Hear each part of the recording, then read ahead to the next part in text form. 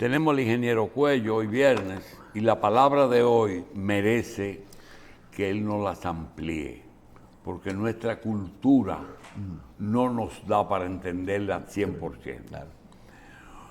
La palabra, Hua es un viejo espía taiwanés. Les comentó Antón a las chicas, lo cual es lógico. Crimea y Taiwán son como dos hermanos distanciados. En las familias Evapros se considera de postín tener en casa agentes taiwaneses. Hua nos espía desde hace 40 años. Se ha vuelto de la familia. Isla Crimea, Vasily Akisonov, página 31. Ingeniero, lo dejo en sus manos. Hua es un chino que trabaja en el servicio de Hua es un chino de Taiwán que trabaja como doméstico en una casa de la aristocracia rusa que vive condensada en Crimea. Esa es la ficción. Y los evapros son los que viven ahí. Los que se asilaron ahí, ese fue su espacio. La idea de este autor, que es brillante. ¿Y la similitud entre Crimea y Taiwán? Bueno, Crimea es una isla rusa y otra China. Una isla satélite de Rusia o de Ucrania en su momento determinado. Y Taiwán es una isla satélite de los chinos. ¿Usted cree que los chinos de China no tienen su gente en Taiwán viviendo? O sea, y deshaciéndose de cualquier proclividad que uno tiene de decir que quien invadió fue Rusia, realmente el origen del reclamo de Rusia sobre Crimea, ¿en qué lo basamenta? Es decir, esto es de nosotros. Si usted lo entregó, ¿por qué lo está pidiendo? Porque hoy mismo hay un problema de que mucha gente se olvida que OTAN es Estados Unidos. Sin embargo, OTAN hoy, Trump lo haría con mucho gusto sacar a OTAN o salirse de OTAN de la que ellos fundaron. Pero háblanos sí, pero ya él dijo, Trump, pero él dice muchísimas cosas y uno no sabe dónde la saca. Él no cita nunca la fuente. Ya él dijo que la OTAN fue un invento de los europeos para mortificarlo a ellos. Y que ellos se tuvieron que adherir. Gran trabajo ese. ¿Por qué se reclama Crimea si ellos entregaron Crimea? Bueno, porque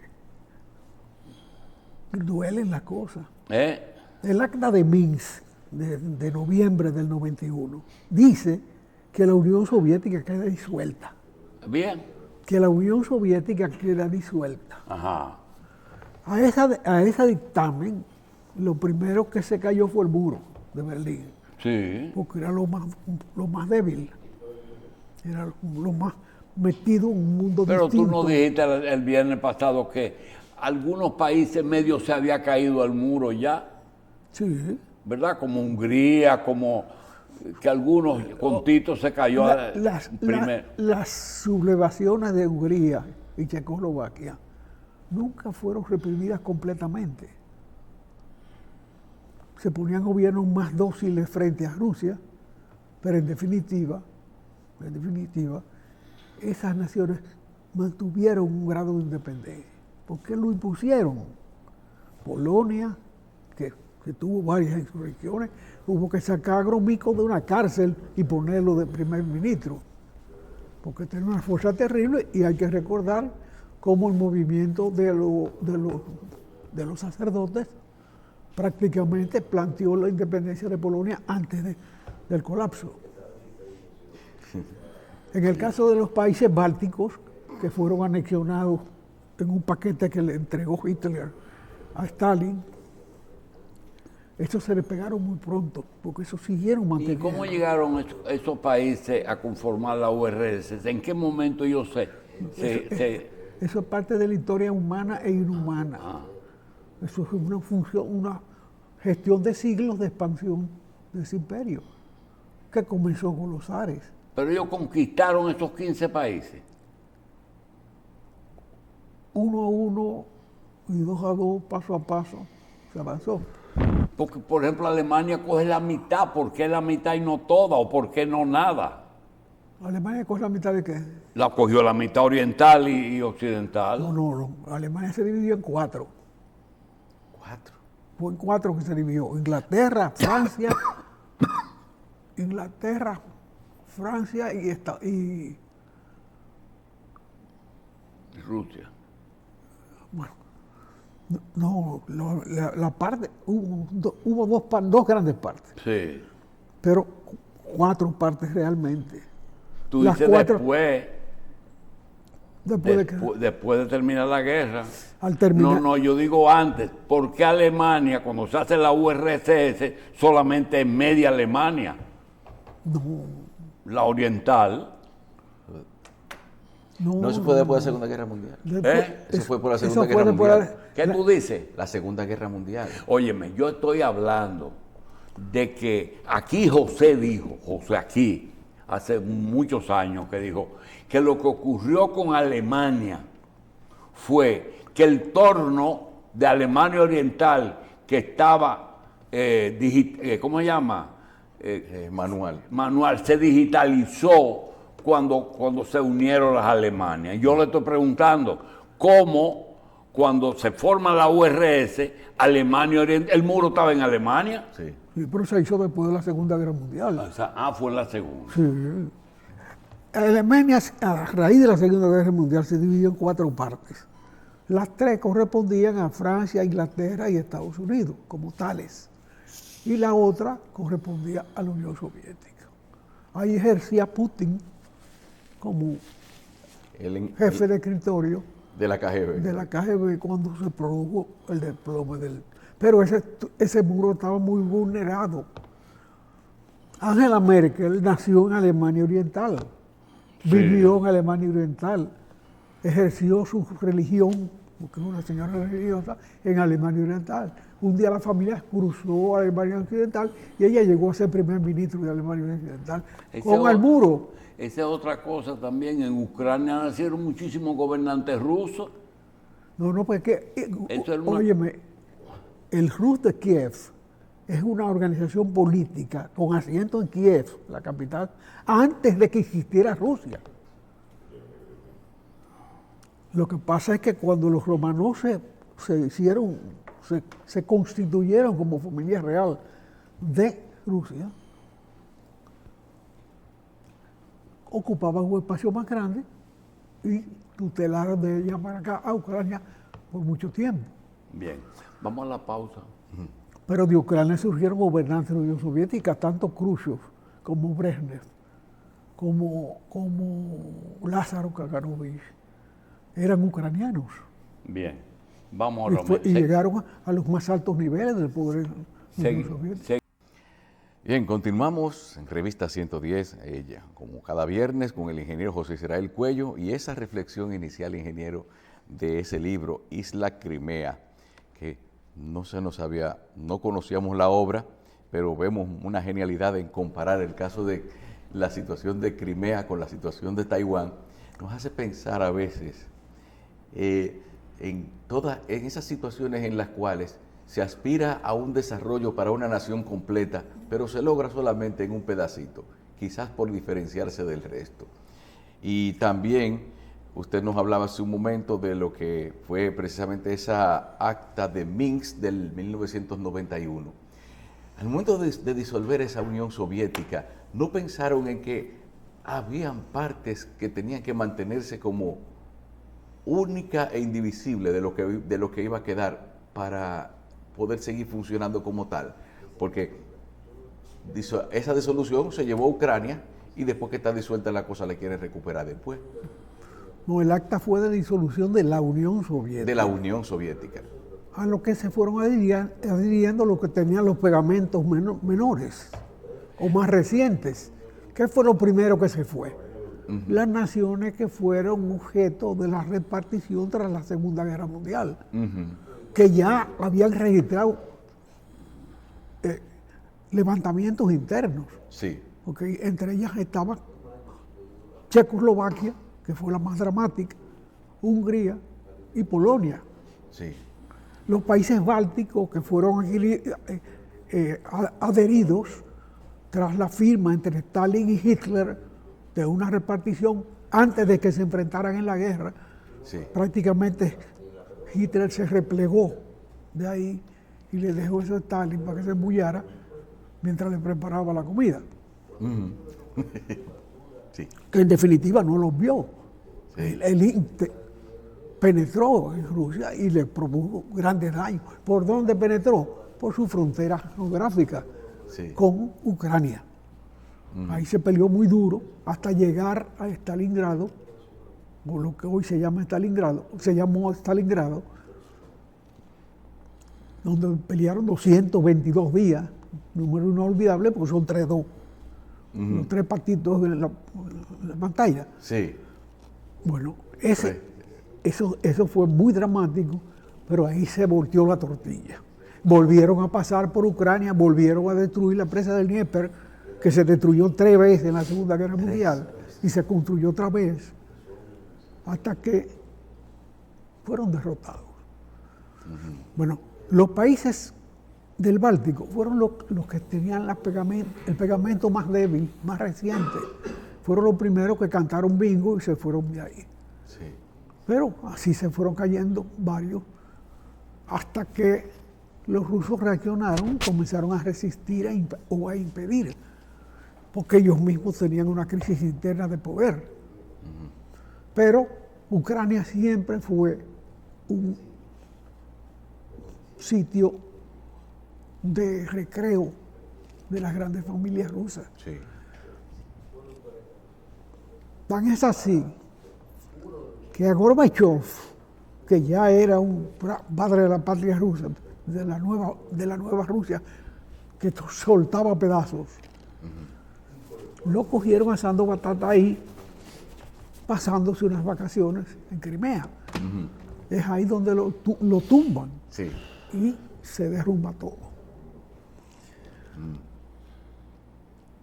El señor Putin tiene una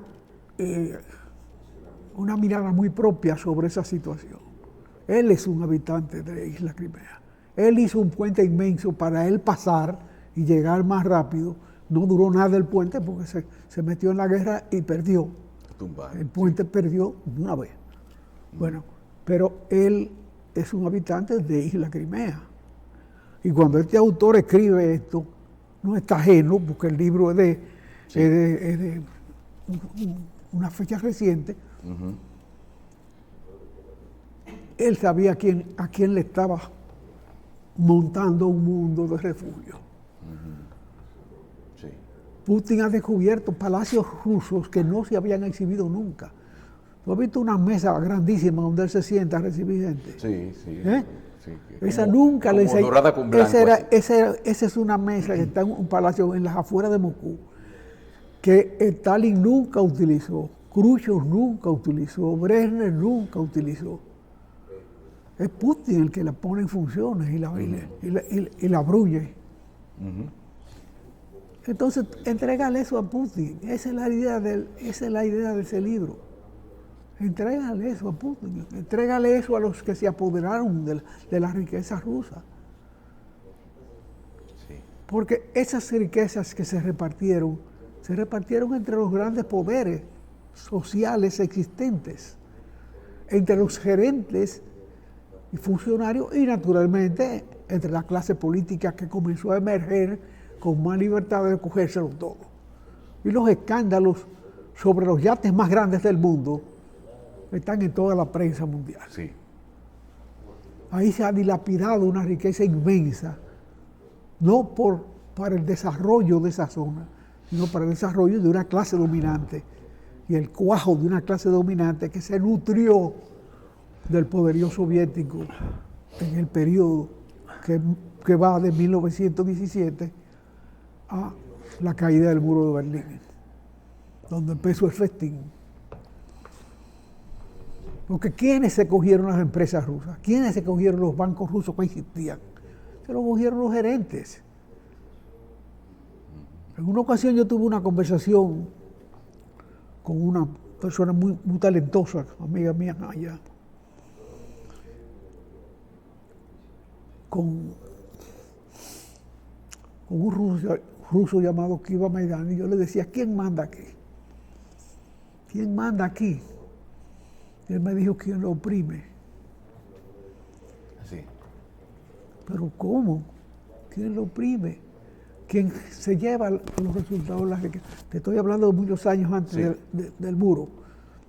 Entonces, había conciencia de eso. Porque yo llegué a plantear que era una plutocracia, porque como tales eran ricos,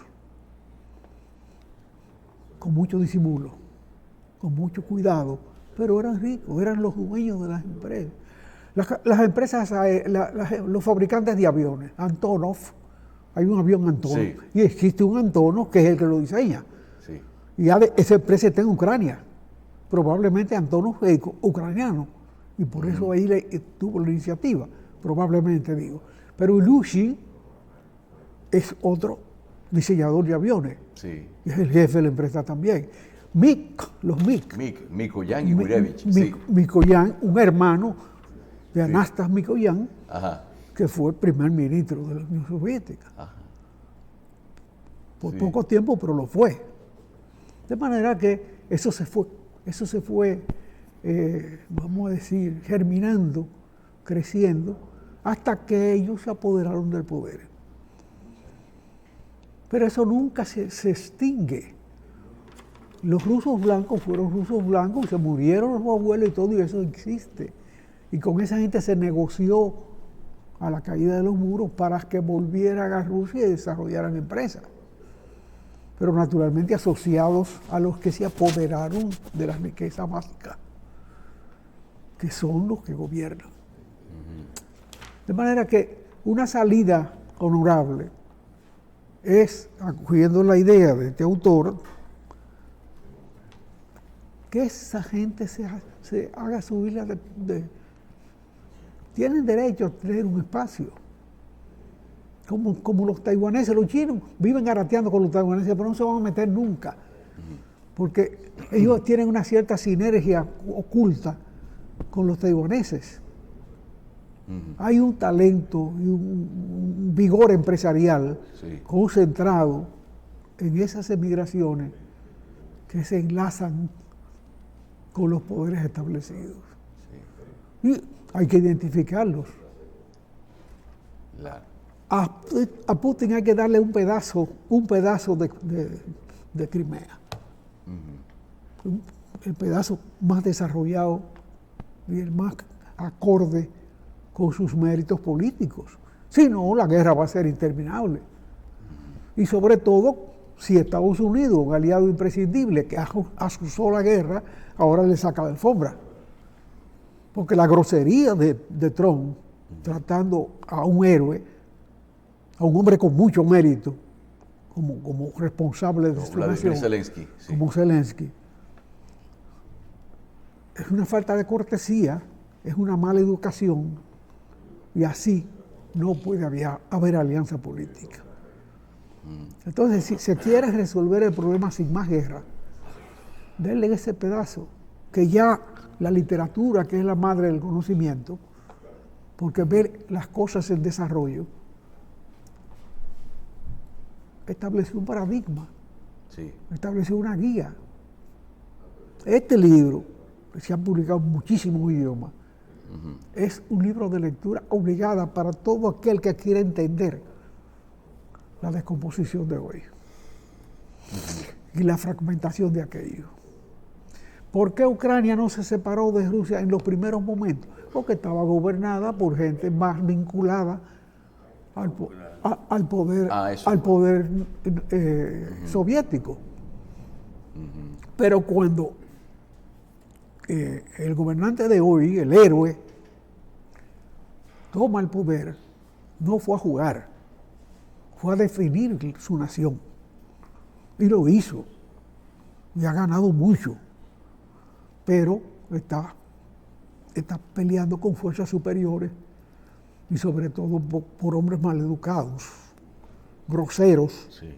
como el actual presidente norteamericano, que no tiene sentido la diplomacia.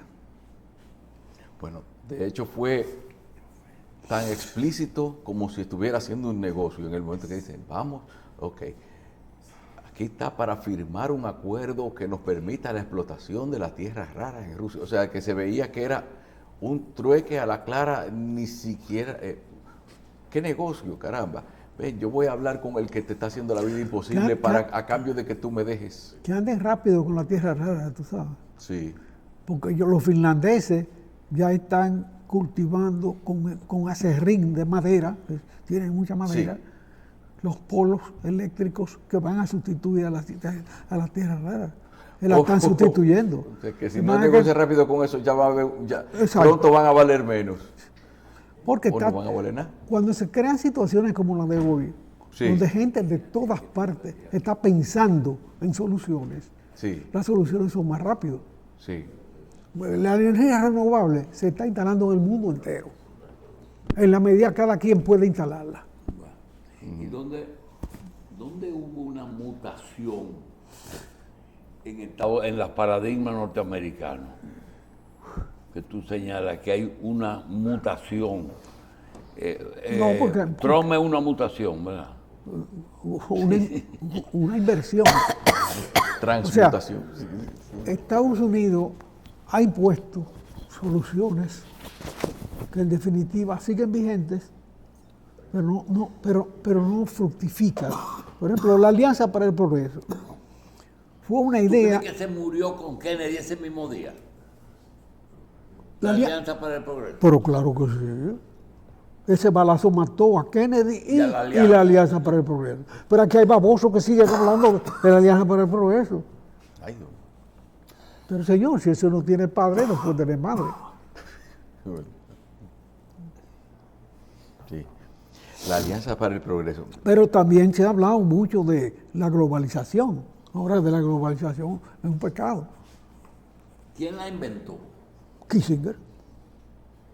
Kissinger cuando fue a China y le tendió la mano con Nixon y para sorpresa de los chinos le tendió la mano y crearon una sinergia virtuosa cuyos resultados son visibles. 700 millones de gente pasaron a la civilización. Eso no es cualquier cosa. Claro. Y eso tiene raíces profundas en China ya, Sí. que tenía una historia humana mayor que la historia de la parte soviética que hizo la primera revolución proclamando la igualdad de todos. Sí. Ingeniero, pero con respecto a ese Trump y los paradigmas norteamericanos mutantes, hoy recibimos una noticia precisamente de que la presidenta de México alaba una conversación reciente con Trump, porque yo diría que es como dar gracias por la misericordia. Es decir, y entonces no había no ha habido desde siempre una relación comercial con México, que Trump está queriendo cambiar ahora lo que es una circunstancia, un asunto histórico que hemos visto desde antes del ERCAFTA, del TLC y de todo eso. Ha habido comercio entre México y Estados Unidos. Entonces, Oye, ¿por qué quiere alterarlo? Él se enteró ahora que los automóviles norteamericanos, de las que han sido a través del tiempo dos grandes firmas norteamericanas, Ford y Chevrolet y General Motors, esas dos, sus automóviles se ensamblan en México desde los años 30 y con piezas producidas en Estados Unidos. En Estados Unidos y en Canadá, que bajan a México porque los salarios son más bajos, porque sale más barato. Por eso es que él da un mes de plazo, para ver si entiende la cosa. No Sí. fue para darle un chance Sí, a porque- ellos, sino para darse un chance a él. Él sí, porque es un hábil negociador y un hábil histrión. Oh, Pero un indecente, porque eso que le hizo a ese patriota merece respeto. sí. Quítese el sombrero, esos son los Duarte, esos son los Bolívar, No, pero no, y de la manera que lo de ese trató. mundo. ¿Eh? De la manera que lo trató, sí, la gente que ve, pero es que no, cuando él se vio de que no iba a conseguir lo que quería, ya fue así. O sea, cuando Trump asumió esa actitud que fue muy No, criticable por él. eso lo que demuestra es que él no está enterado en su propia historia. Porque pintarse como estúpido no le luce, no le hace ningún bien. Él se ha malquistado con un mundo que pudo haber agradecido para siempre su comprensión del problema. Él está tratando de ablandar a Putin. Putin no va a ablandarse si no tiene una compensación adecuada. Él puede entenderse con cualquiera, pero hay que buscar su parte. Y Zelensky lo que pidió fue alguna garantía de que Rusia cumpliera. O sea, así comenzó la discusión, el manoteo, pero esas son las cosas. No, pero eso no puede ser, no puede cristalizar si no hay cambios en la Unión Soviética, en la vieja Unión Soviética. Hay países, los países más delicados son los TAN, Uzbekistán, Tayikistán Sí. y los TAN, que son países musulmanes, Sí. donde la religión musulmana domina. Esos no se han proclamado separados de la Unión Soviética, pero eso están negociando por su propia cuenta y tienen sus jefes, sus líderes propios. La mayoría de ellos gobiernan los mismos que estaban antes y no hubo desplazamiento. En Uzbekistán sí hubo desplazamiento, porque ahí había una tutela rusa fuerte. Pero los otros siguen gobernando sus propias gente. Hay uno que tiene petróleo en bruto, negocia su petróleo, porque ya ejerce la independencia, sí una independencia política, pero ya él es independiente y negocia. Y no hablemos los que viven levantándose como los armenios. A cada rato hacen un espasmo de independencia plena. Sí, así es. Ingeniero, aquí vemos esta parte donde dice, nos ha impuesto por décadas la globalización y sin medir sus resultados abatieron el concepto y desencamaron unos alucinantes impuestos a su propio empleo de la mano de obra de extranjeros, que de inmediato liberó una inflación agazapada tras la montaña de emisiones de dólares sin respaldo con que fluyen sus urgencias fiduciarias. Y ahí yo quiero decirle, por lo menos, yo no soy una persona que contrata más servicios en el extranjero que lo que contrata una buena cantidad de hogares, qué sé yo. Estos días, por ejemplo, la impresión de libros, veo que se revisaron los precios y veo que se revisaron los precios de las plataformas digitales de servicios de servicios en línea como Netflix, por ejemplo. Eso es parte de los efectos de pero esa antes inflación. de ahí, mira, resulta, nosotros no podemos realimentarnos con cosas que uno sabe, sino que tiene que aprovechar las experiencias de José para que mucha gente que ve este programa entienda. Por ejemplo, antes de entrar en esa pregunta que él te la va a De la decir, inflación por exceso de José, dólares. realmente, la globalización como tal, ¿qué cosa aportó positivo y cuál fue la parte negativa? ¿Cuál fue el por qué Kissinger, por qué beneficia a Estados Unidos la globalización? Yo no creo que las intenciones de Kissinger e Nixon estuvieran dirigidas al favor de la humanidad. Ese tipo de políticos no trabaja por eso, trabaja por la práctica política. ¿Cuál era el enemigo de los dos en ese momento? De China y de Estados Unidos. Rusia, Sí. ¿verdad? A la cual los chinos nunca le rindieron culto. Porque a la muerte de Stalin, Mao Zedong pretendió que Rusia los reconociera a ellos. China pretendió que los reconociera a ellos como líderes. Y fue incluso a un congreso del Partido Comunista Soviético, pero no. El que se apoderó de eso fue un ucraniano. Pero que fue China, Khrushchev. ¿por qué China, también Estados Unidos, pero por qué China tenía diferencia con Rusia? Por el liderazgo dentro del mundo, Porque el liderazgo del mundo comunista. Ah, ya.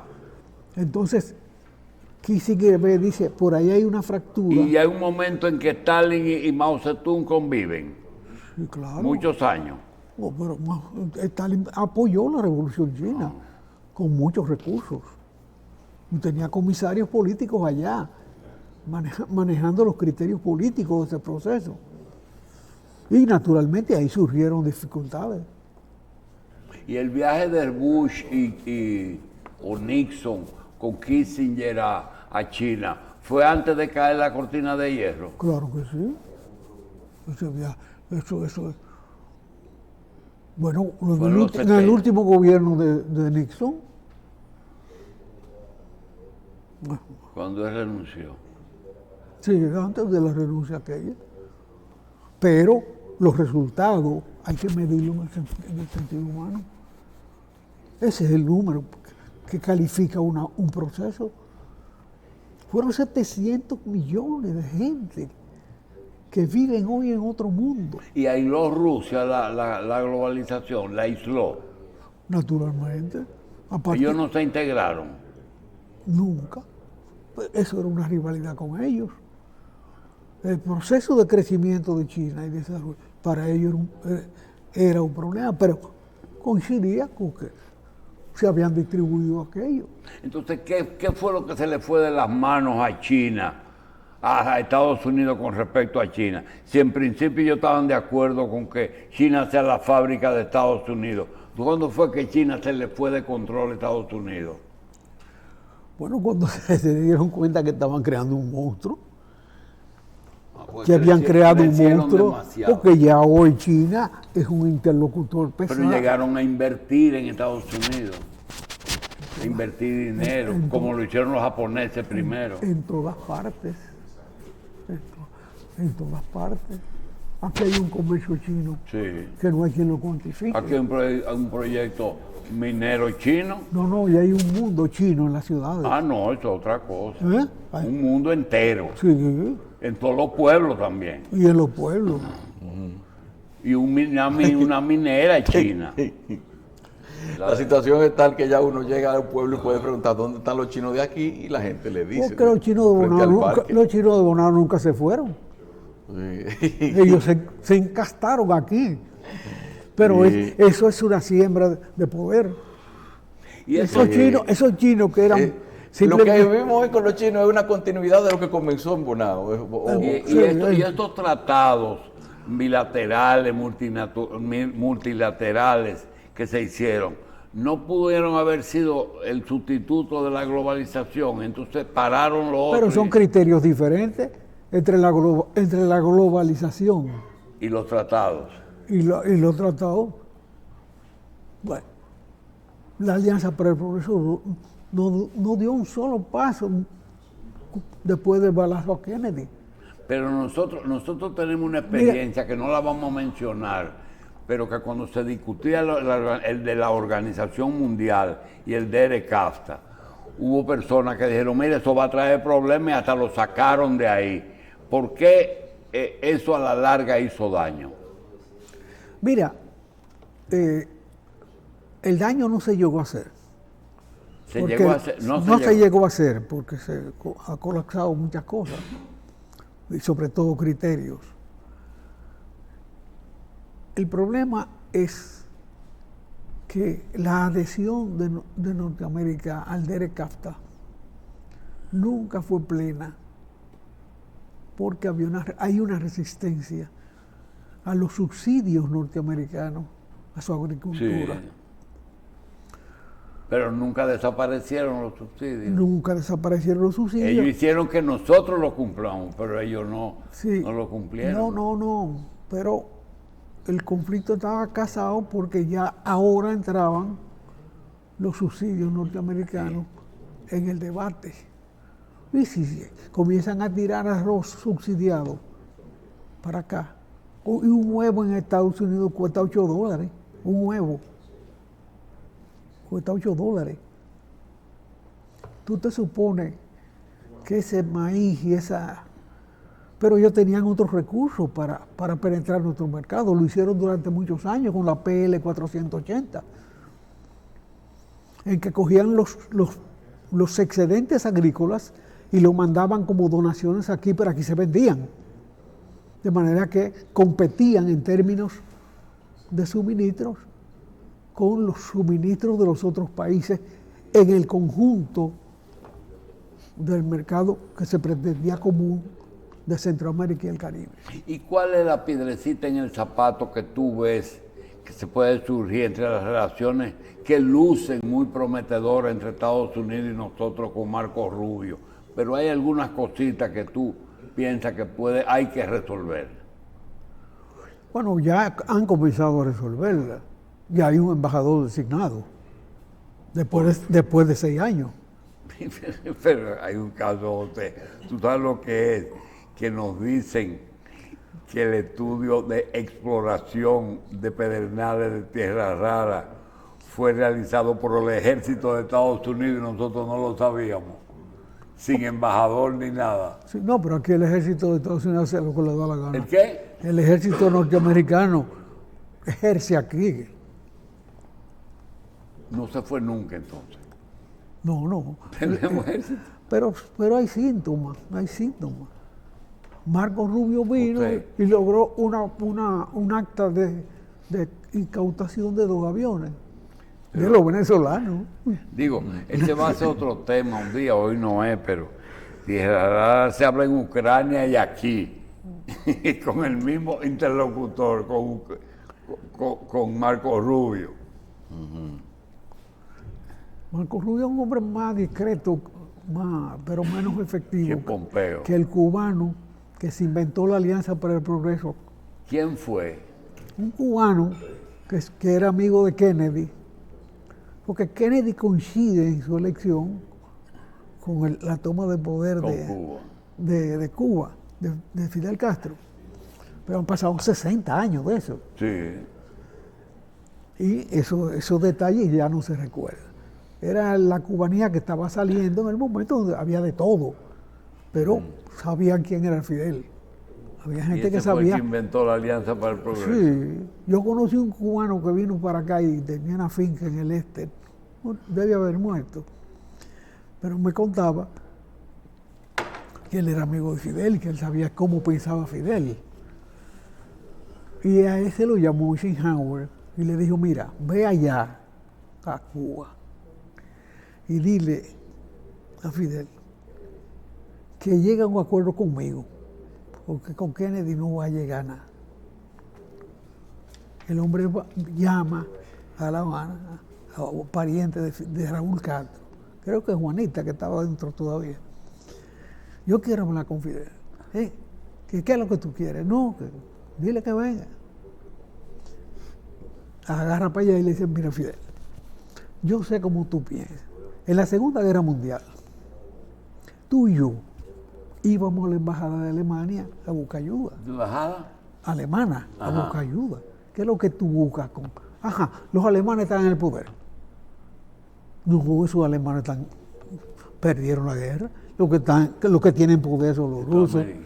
Bueno, eso te indica cómo él manejaba el problema de ideología y poder. Era el aliado posible. Yo no lo critico por eso. Si tú consideras que ese es el aliado que te puede... Ahora los aliados siempre tienen su precio. Los aliados Sí. ponen sus condiciones. A mí me dicen que los chinos no hacen nada gratis. Nada. Nada gratis. Incluyendo todo lo que están haciendo en África. Habrá restaurantes de chinos por todas partes. Bueno, Sí, pero los chinos tienen varios niveles de desarrollo, ¿no? Es tontería, ¿no? bien. ¿Y qué es lo que es la ley pública 480? La que permite comprar los excedentes de producción y distribuirlo y regarlo como obra de caridad en los pueblos dependientes. Aquí durante años se estuvo subsidiando muchísimos productos y por eso la agricultura no arrancaba. ¿Cómo funcionaba eso? Eso era de comprando excedentes agrícolas. Pero Excedentes agrícolas allá. de allá, Esa ley está vigente todavía. eso es. Sí. Compran el excedente agrícola, evitan que bajen los precios adentro, porque si hay excedente y hay propuesta, los precios bajan. Sí. Y la economía norteamericana interna tiene mucha libertad para esas presiones y hoy un huevo vale $8. Ok, y por eso, sí, hablan del asunto de la enfermedad aviar esa que hay. Pero nadie tiene capacidad de producir los huevos que necesita Estados Unidos. En América Latina no, nadie. Porque son comercios más controlados en su producción.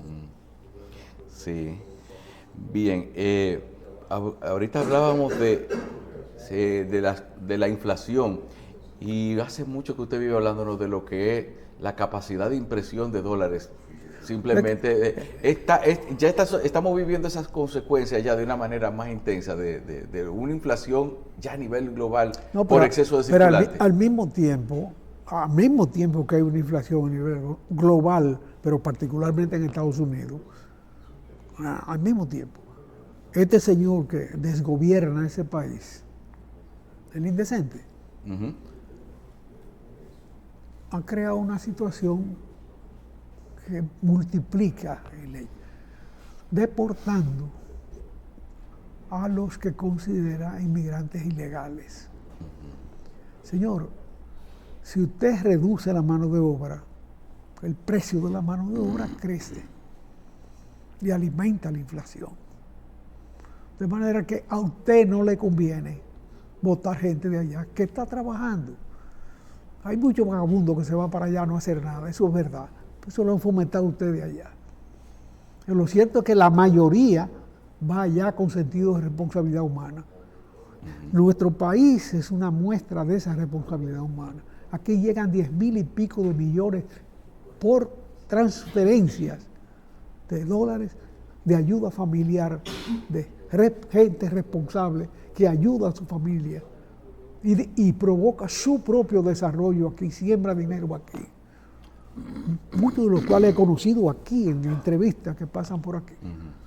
Y uno se da cuenta que hay una calidad humana en la inmigración dominicana que es un valor.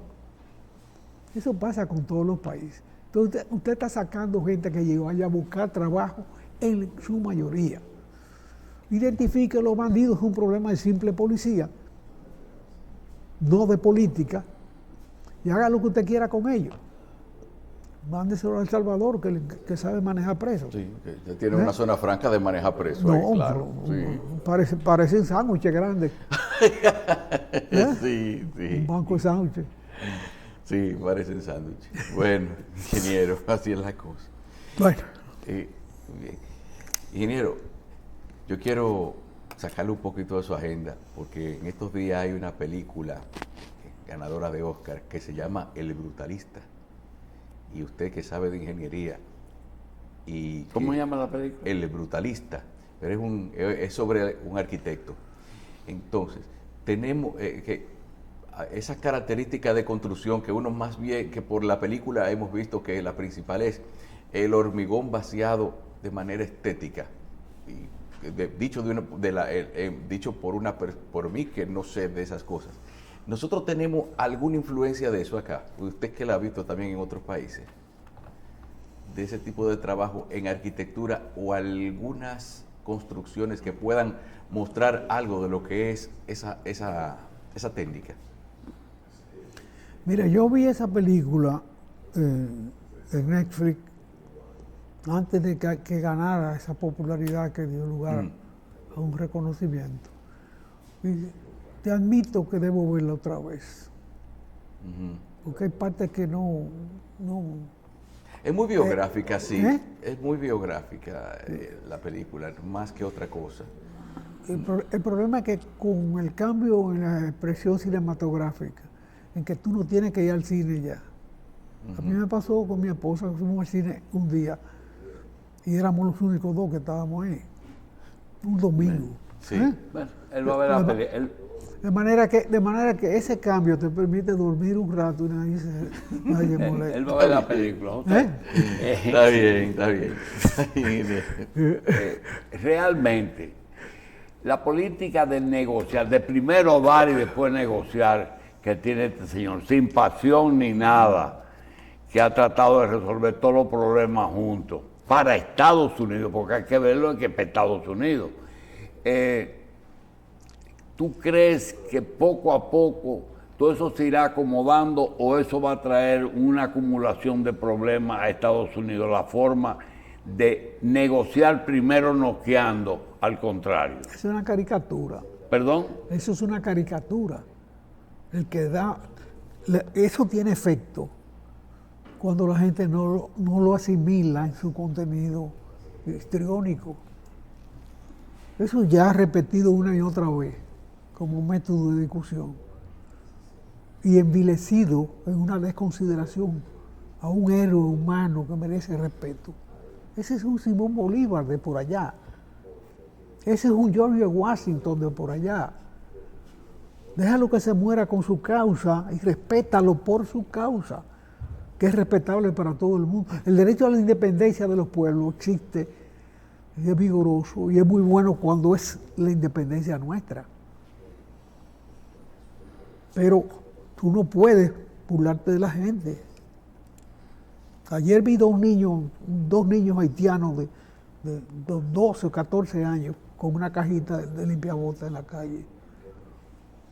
Ese niño cruzó la frontera y vino aquí a buscar la vida que no consigue en su país.